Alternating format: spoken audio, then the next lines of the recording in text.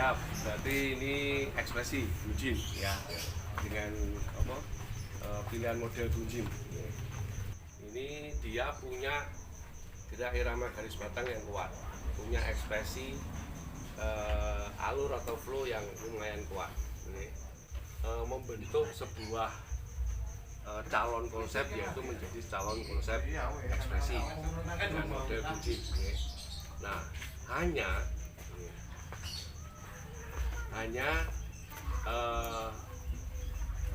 saat pengembangan dari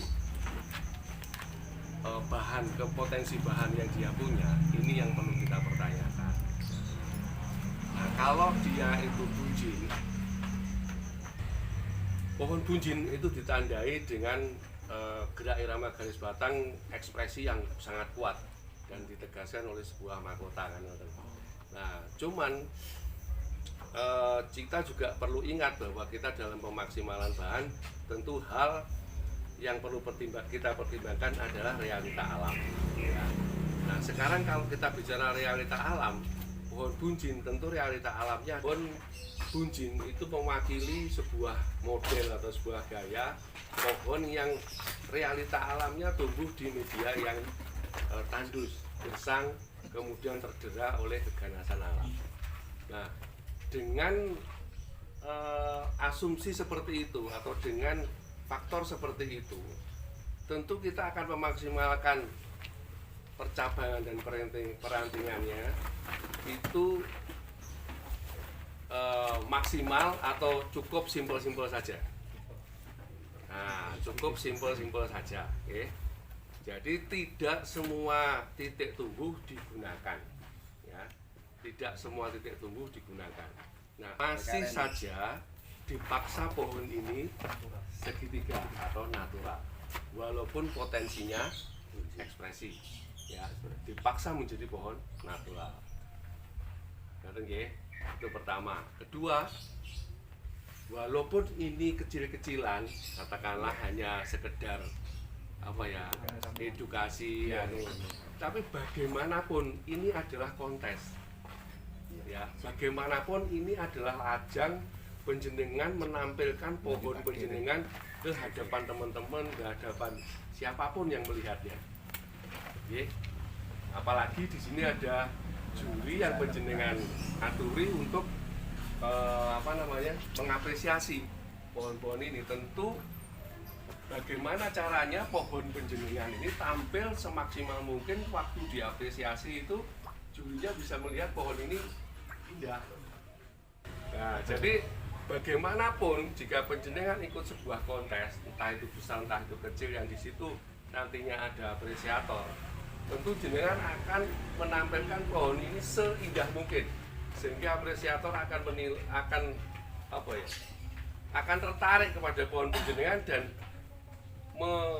mengapresiasi segala ekspresi seni jenengan, sehingga akan memberikan nilai yang tinggi dan maksimal. Di saat penjenengan memaksimalkan bahan itu, yang paling pertama jenengan pertimbangkan itu apa ya?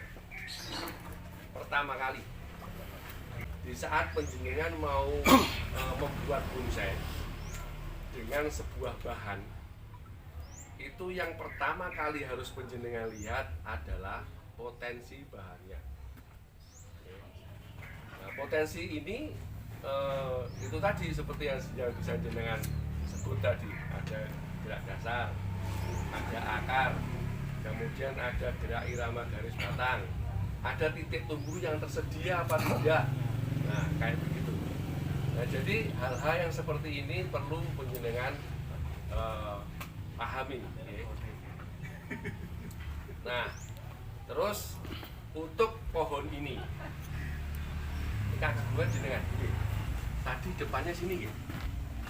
Sudah ada kekokohan pondasi batang yang mengesankan bahwa pohon ini memang mencekram media yang memang tadi yang kita bilang tandus itu tadi. Nah, ini sudah mewakili di sini, sudah ada kekekaran itu ditandai oleh adanya 1, 2, 3 akar yang mencegah yang pertama. Kedua, juga irama garis batangnya kuat sudah di sini. Ada kedalaman masuk ke dalam, ke depan, kemudian ke dalam lagi ditandai oleh mahkota. Itu arah pemberatan arah tumbuhnya nanti akan kemana? Ini loh, jenengan lihat satu ya masuk ke dalam, ke depan, masuk lagi ya. Nah ini terakhir kan, nah begini kan. Nah ini tentu pemberatannya ke barat. Sekarang kalau sudah tadi saya bilang kita sepakat kalau pemberatannya ke sini Pak. Nah tentu ini kalau panjang yang sebelah kini kurang pas.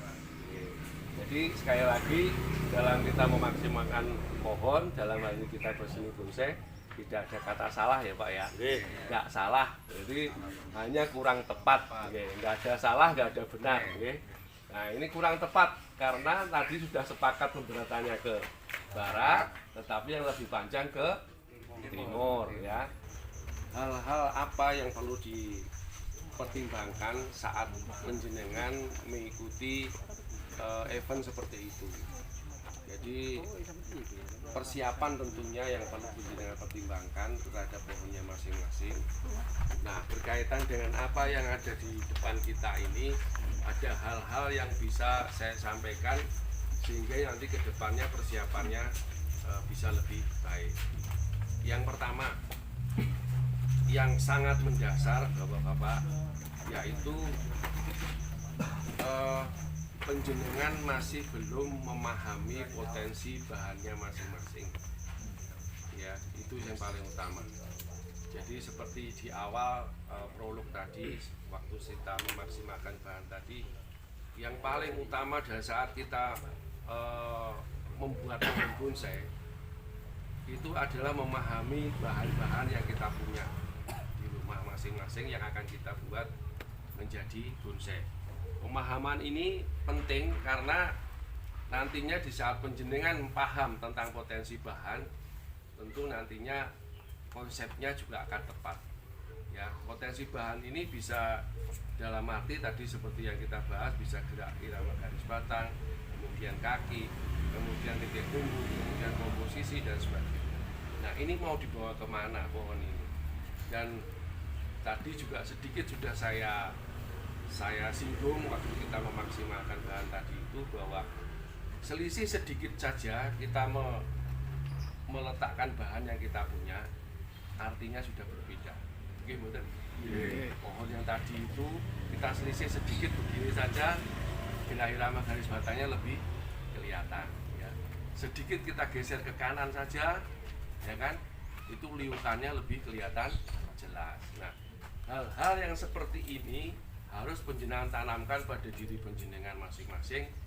Piye carane untuk memaksimalkan bahan di rumah.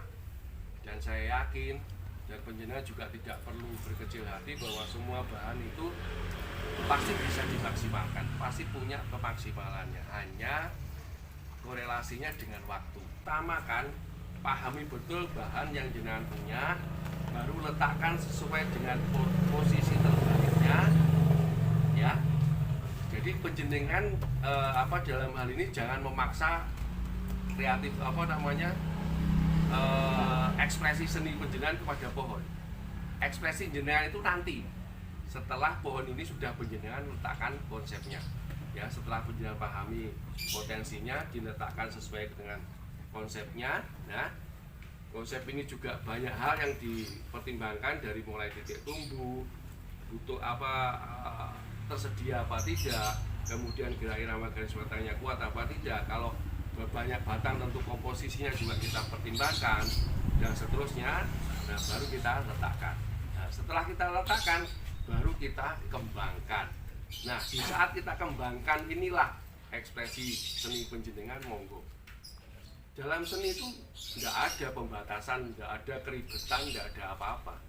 Dan kita pun di BBB ini juga memahami apresiasi atau mempelajari ekspresi seni penjenengan masing-masing. Nggak ada di dalam BBB itu membatasi ekspresi jenengan itu nggak ada. Jenengan mau buat pohon itu mungkir, jungkir, walik, monggo silakan. diikutkan kontes nggak boleh, tetapi ya, jungkir baliknya ini tentu ada penekanan atau tanggung jawab tertentu yang harus dipenuhi untuk membuat konsep yang jungkir balik ini benar-benar bisa dinikmati oleh semua orang. Jadi penjenengan boleh berekspresi semaksimal jenengan, boleh, nggak ada batasan sama sekali. Mohon jenengan mau ikutan kontes di PBB, mau model apa saja boleh, nggak ada yang melarang gaya-gaya tertentu untuk masuk ke apapun itu jenisnya, apapun itu gayanya, pasti bisa diapresiasi dengan baik. Dan jangan sampai ada mindset bahwa jenengan kalau kontes PBB itu yang menang pasti formal-formal saja. Nah, berarti dolanin jenengan kira jauh. Nah, sekarang contoh yang booming di sosmed aja ya, contoh yang booming di sosmed yang tentu paling tidak jenengan tahu lah fotonya apa ya. Jenengan kemarin yang barusan di Piala Presiden itu. Nah, sekarang yang menang apakah itu formal? Apakah itu pohon natural? Ya, ekspresi semua. Yang dari juri-juri PBB juga yang menang ekspresi, dari juri-juri luar negeri juga yang menang ekspresi. Ya, jadi jangan berkecil hati. Bahan apapun yang ada di rumah penjenengan bisa kemudian maksimalkan, dan kemungkinan besar bisa berbicara di kontes apabila kita memaksimalkannya dengan itu bertanggung jawab. Konsep jenengan pilih itu apa, misalkan jenengan pilih itu gasket. Nah, jenengan harus pahami bahwa pohon-pohon gasket itu terapannya seperti ini, pemaksimalannya harus seperti ini. Nah, dengan begitu pohon gasket pun jenengan akan tampil maksimal. Tetapi kalau jenengan sudah membuat itu pohon gasket, kemudian jenengan buat kepalanya misal gasket ke kanan, terus kepalanya tegak begini, nah ini sudah enggak relevan. Nah, seperti yang kita bicarakan tadi, gunjing aja yang hanya miring sedikit saja, kalau pemberatan ke arah ke kanan, tentu kepalanya juga harus ke kanan. Ya. Kalau apalagi gasket yang cenderung itu ujung tajuknya itu cenderung lebih ke bawah, tentu kepalanya juga akan cenderung lebih ke